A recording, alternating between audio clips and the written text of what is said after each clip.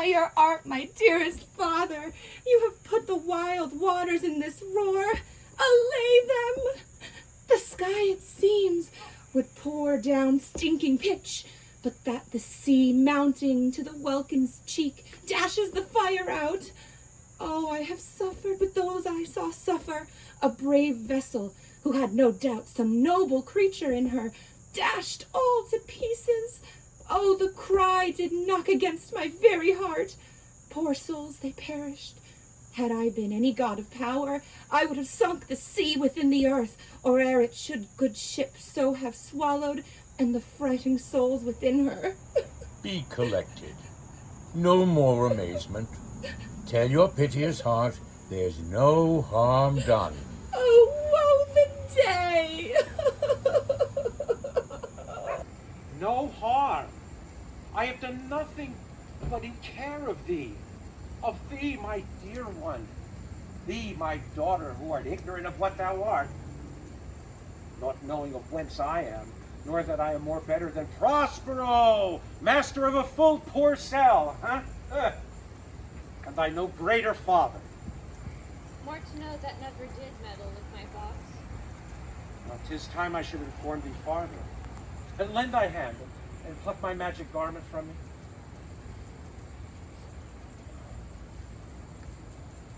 So, lie there, my art. Wipe thou thine eyes. Have comfort. The direful spectacle of the wreck which touched the very virtue of compassion in thee, I have with such provision in mine art so safely ordered that there is no soul, no, not so much perdition as an hair betid to any creature on the vessel which thou heardest cry, which thou sawest sink. Sit down, for thou must now no further.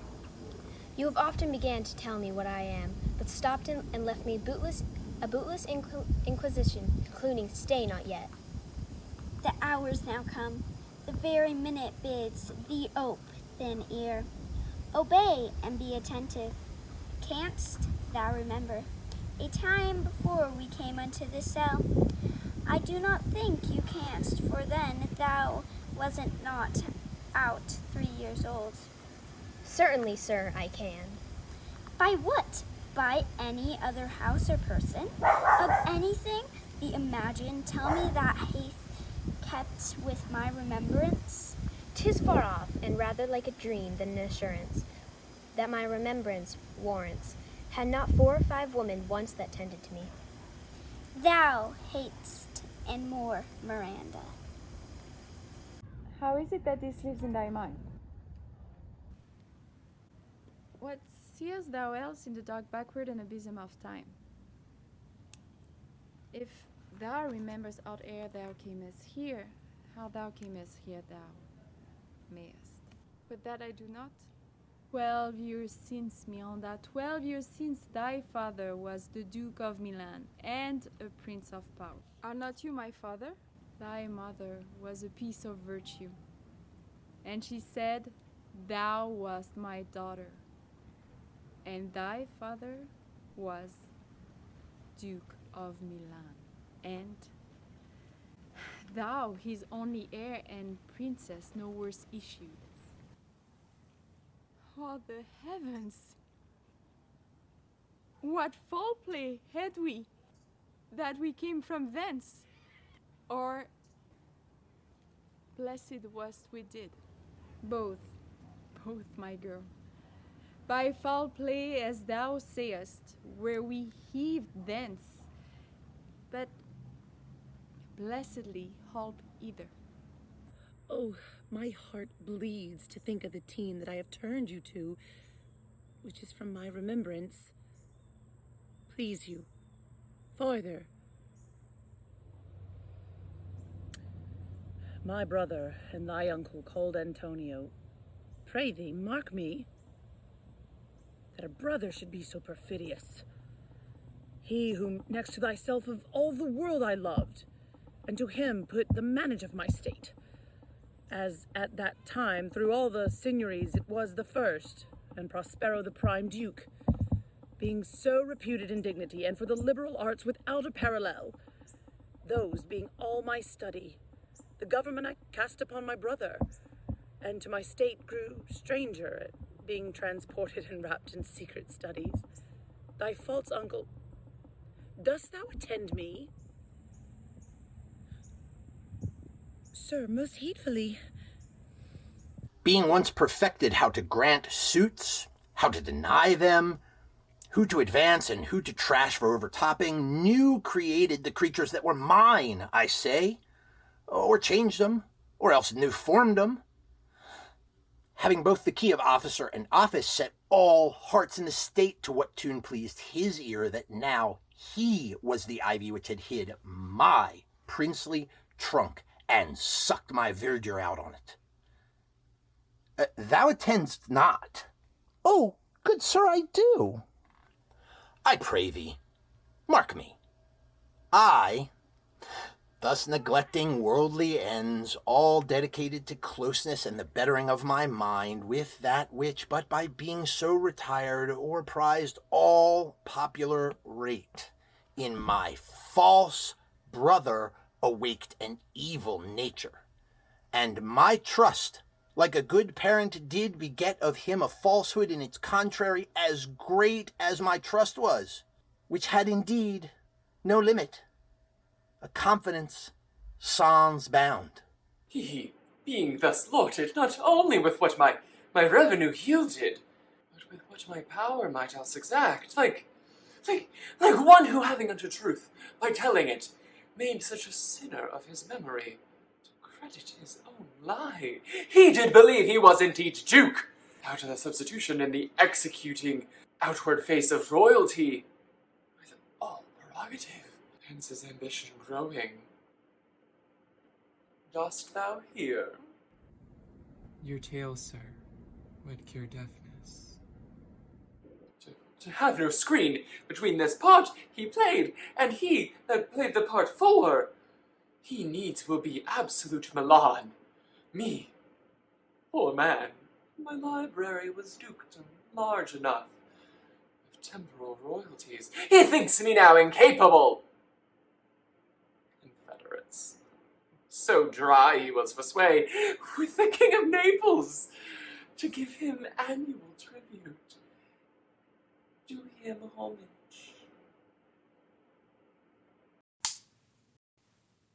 Subject his coronet to his crown, and bend the dukedom yet unbowed.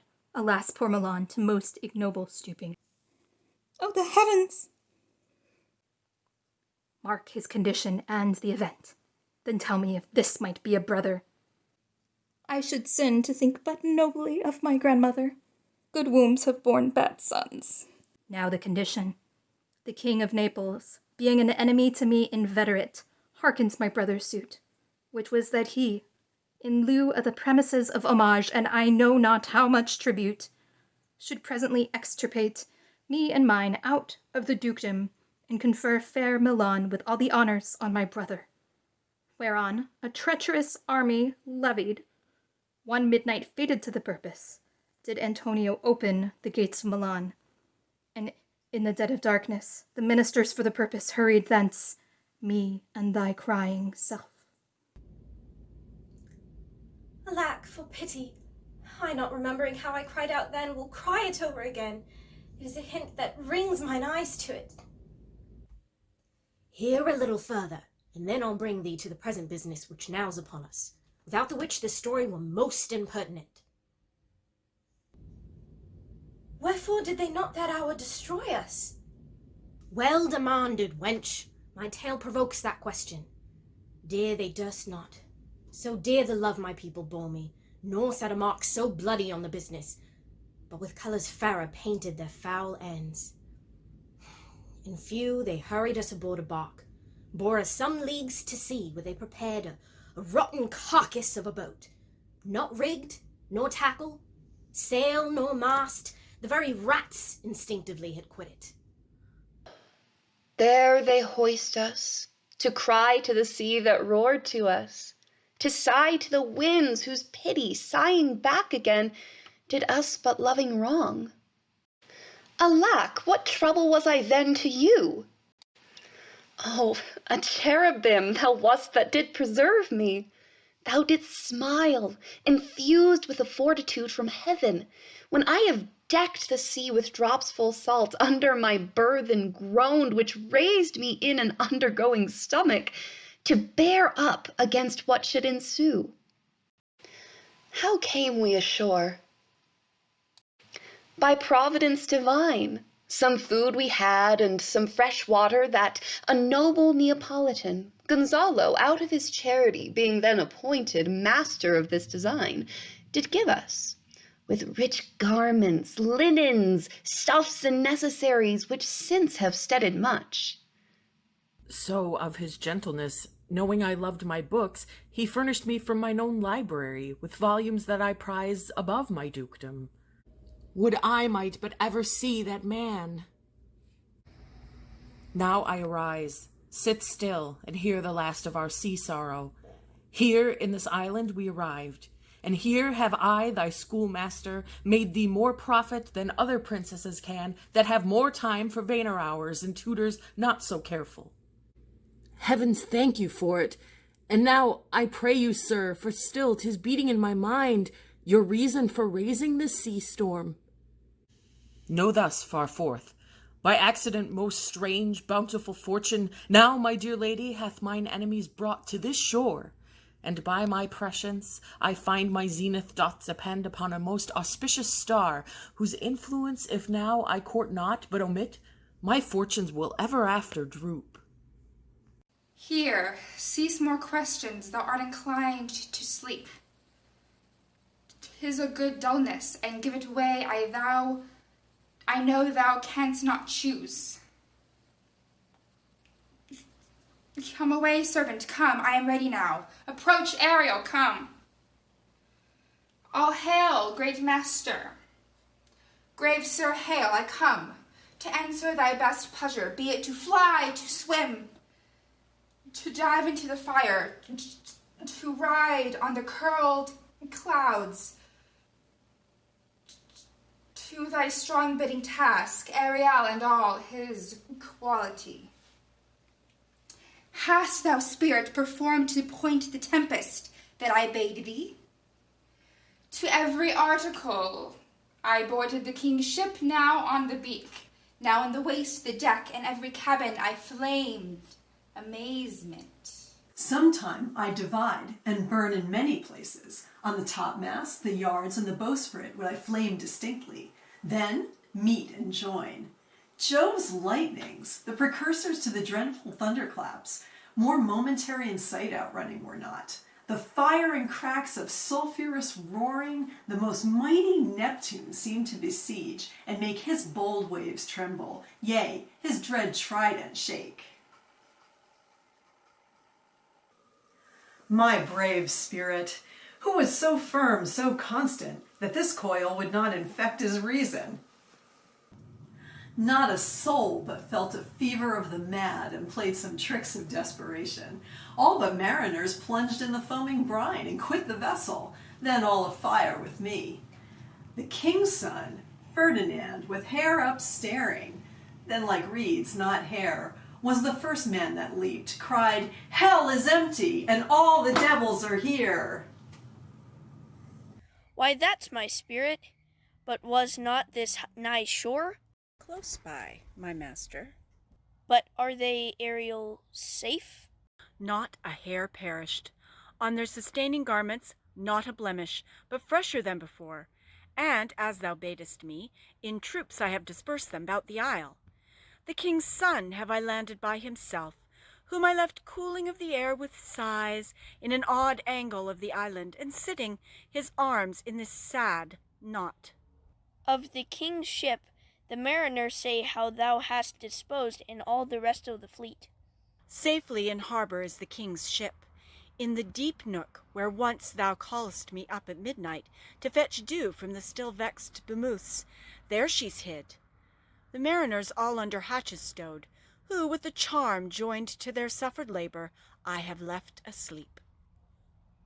And for the rest of the fleet which I dispersed, they have all met again, and are upon the Mediterranean float, bound sadly home for Naples, supposing that they saw the king's ship wrecked and his great person perish. Ariel, thy charge exactly is performed, but there's more toil. What is the time of day? Past the mid-season. At least 2 glasses. The time twixt 6 and now must by us both be spent most preciously. Is there more toil? Since thou dost give me pains, let me remember thee what thou hast promised, which is not yet performed me. How now, moody? What is't thou canst demand?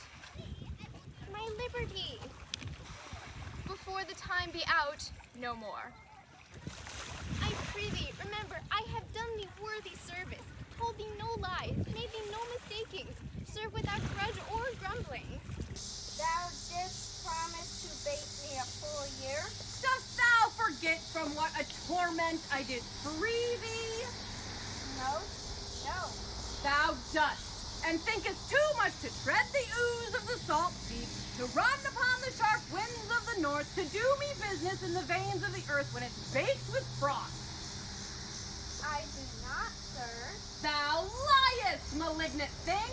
Hast thou forgot the foul witch Sycorax, who with age and envy turned into a hoop? Hast thou forgot her? No, sir. Thou hast! Where was she born then? Speak! Tell me! Sir, an archer. Oh, was she so? I must once a month recount what thou hast been, which thou forgettest.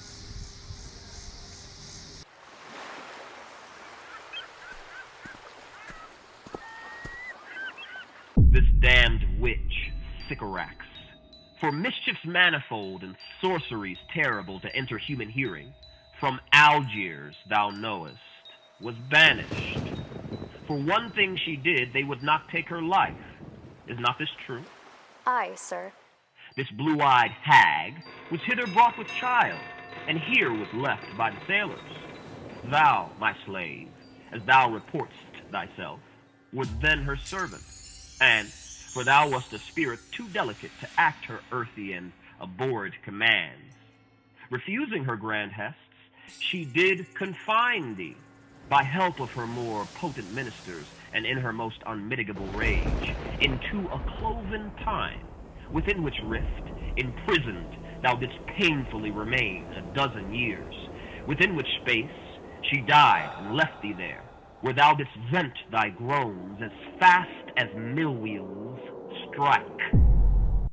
Then was this island, save for that son that she did litter here, a freckled whelp, hag-born, not honoured with human shape. Yes, Caliban, Dull her son. thing, I say so, he, that Caliban, whom now I keep in service. Thou best know'st what torment I did find thee in. Thy groans did make wolves howl, and penetrate the breasts of ever angry bears. It was a torment to lay upon the damned, which Sycorax could not again undo. It was mine art, when I arrived and heard thee, that made gape the pine and let thee out. I thank thee, master. If thou more murmurst, I will rend an oak and peg thee in his knotty entrails till thou hast howled away 12 winters. Pardon, master. I will be correspondent to command and do my spiriting gently. Do so, and after 2 days I will discharge thee. Go, make thyself like a nymph of the sea. Be subject to no sight but thine and mine, invisible to every eyeball else. Go take this shape, and hither come hence. Go hence with diligence. Awake, dear heart, awake. Thou hast slept well. Awake! The strangeness of your story put heaviness in me. Shake it off. Come on. We'll visit Caliban, my slave, who never yields us kind answer. 'Tis a villain, sir, I do not love to look on. But as 'tis, we cannot miss him. He does make our fire, fetch in our wood, and serves in offices that profit us. What ho, slave! Caliban! Thou earth! Thou! Speak! There's wood enough within. Come forth, I say, there's other business for thee. Come, thou tortoise, when? Fine apparition, my quaint Ariel. Hearken thine ear. My lord, it shall be done. Thou poisonous slave, got by the devil himself, upon thy wicked dam come forth. As wicked do as e'er my mother brushed with raven's feather from unwholesome fen, drop on you both. Southwest blow on ye, and blister you all over.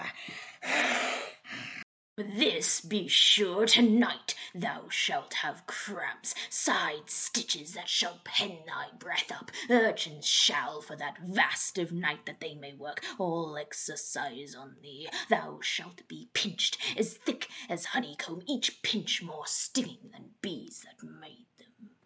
I must eat my dinner. This island's mine by Sycorax, my mother, which thou takest from me. When thou camest first, thou strokest me, and madest much of me, would give me water with berries in it, and teach me how to name the bigger light, and how the less that burn by day and night. And then I loved thee, and showed thee all the qualities of the isle, the fresh springs, and brine pits, barren place, and fertile. Cursed be that I did so. All the charms of Sycorax, toads, beetles, bats, light on you. For I am all the subjects that you have, for which first was mine own king, and here you sty me in this hard rock, whilst you do keep from me the rest of the island. Thou most lying slave, whom stripes may move, not kindness, I have used thee, filth as thou art, with human care, and lodged thee in mine own cell till thou didst seek to violate the honor of my child. Oh ho, would had been done. Thou didst prevent me. I had peopled else this isle with Calibans. Abhorred slave, which any print of goodness wilt not take, being capable of all ill. I pitied thee, took pains to make thee speak, taught thee each hour one thing or other, when thou didst not, savage, know thine own meaning, but wouldst gabble like a thing most brutish. I endowed thy purposes with words that made thee known. But thy viled race, though thou didst learn, had that int which good natures could not abide to be with. Therefore wast thou deservedly confined into this rock, who hadst deserved more than a prison. You taught me language, and my profit on't is I know how to curse. The red plague rid you for learning me your language.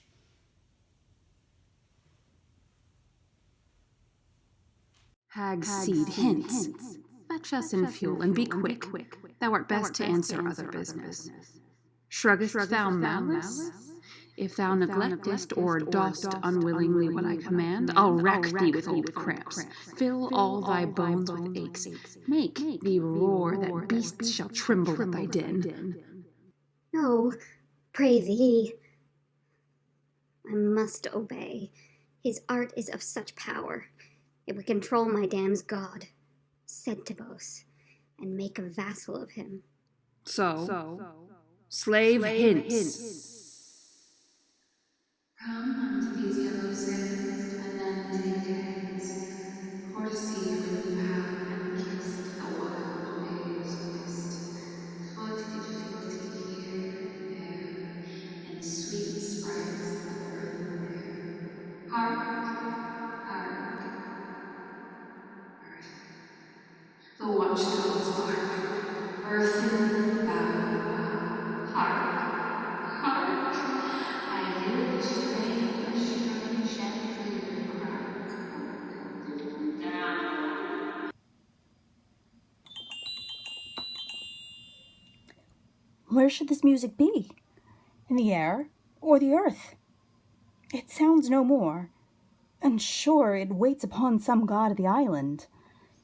Sitting on a bank, weeping again the king, my father's wreck, This music crept by me upon the waters, allaying both their fury and my passion with its sweet air. Thence I followed it, or it hath drawn me rather, but 'tis gone. No, it begins again. 4 fathom 5 thy father lies, of his bones are coral made. Those are pearls that were his eyes, nothing of him that doth fade, but doth suffer a sea change into something rich and strange. Sea nymphs hourly ring his knell. Hark, now I hear them ding-dong bell. The ditty does remember my drowned father. This is no mortal business, nor no sound that the earth owes. I hear it now above me. The fringed curtains of thine eyes advance, and sayest what thou seest yond. What is it? A spirit? My, how it moves about. Believe me, sir, it may carry a brave form, but 'tis a spirit. No, wench, it eats and sleeps, and has such senses as we have such. The gallant that thou seest yond was in the wreck, and but he's something stained with grief that is beauty's canker. Thou mightst call him a goodly person. He has lost his fellows, and strays about to find him. I might call him a thing divine, for nothing natural I ever saw so noble. As my soul prompts it. Spirit, fine spirit, I'll free you in 2 days for this. Most sure the goddess on whom these airs attend, vouchsafe my prayer, may know if you remain upon this island, and that you will some good instruction give, how I may bear me here. My prime request, which I do last pronounce, is, oh, you wonder, if you be maid or no. No wonder, sir, but certainly a maid. My language, heavens! I am the best of them that speak this speech, were I but where 'tis spoken. How the best? What wert thou if the King of Naples heard thee? A single thing, as I am now, that wonders to hear the speak of Naples.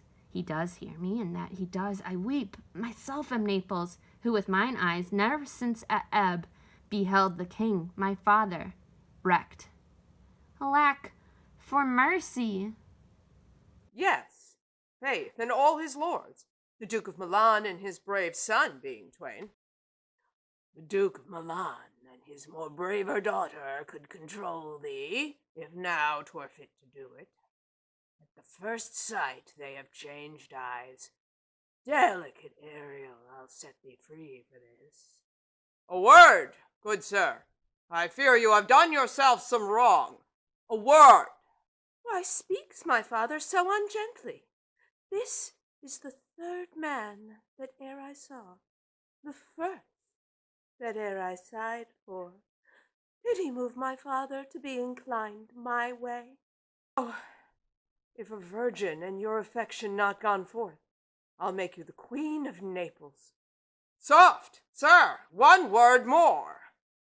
They are both in either's powers, but this swift business I must uneasy make, lest too light winning make the prize light.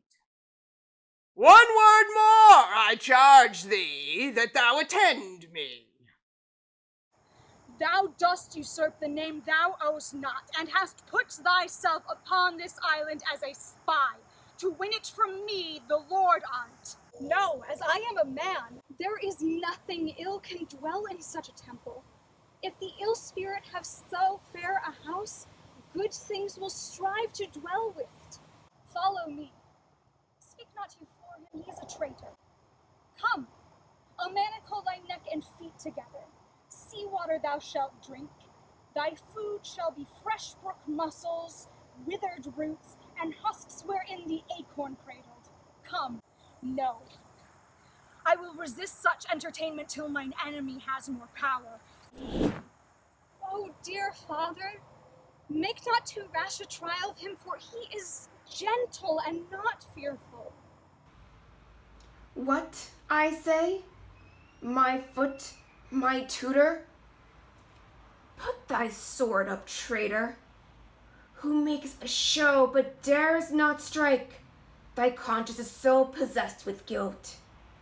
Come from thy ward, for I can here disarm thee with the stick and make thy weapon drop. Beseech you, father, hence hang not on my garments.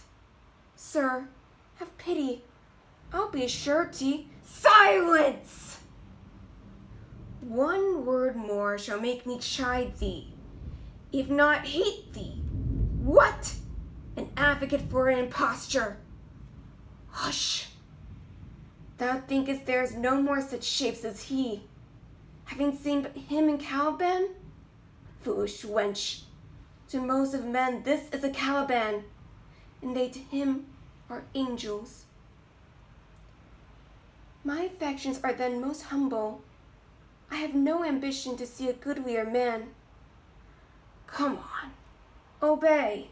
Thy nerves are in their infancy again, and have no vigor in them. So they are.